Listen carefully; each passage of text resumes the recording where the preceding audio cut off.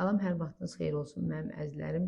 Allaha çox şükürlər olsun ki, mən azadlıqdayam və bir çox məqamlar var ki, onlara aydınlıq gətirmək istəyirəm. Mənim əzizlərim, mən azadlığa çıxdıqdan sonra sosial şəbəkələrdə baxdım və gördüm ki, mənim işimlə bağlı polisə və xüsusən də cənab nazir Vilayət Eyvazova qarşı həqiqətə uyğun olmayan qarayaxma xarakterli fikirlər yayılıb. Mən bunlarla bağlı açıqlama vermək istəyirəm.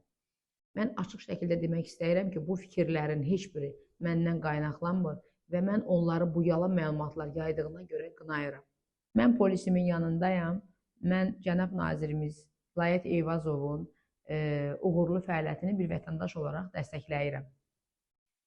Mən onun ədalətinə güvənirəm və bugün azadlıqda olmağıma görə də məhz bu ədalətin nəticəsidir.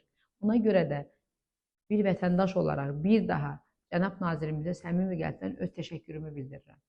Və fürsətdən istifadə edərək onu da demək istəyirəm ki, mənim işimlə bağlı bəzi məqamlar var ki, mən şəxsən bunu cənab nazirimizə çatdırmaq istəyirəm. Eyni zamanda da ona birbaşa öz təşəkkürümü bildirmək istəyirəm. Və cənab nazirimiz, sizdən xahiş edirəm, bir vətəndaş olaraq məni qəbul edəsiniz.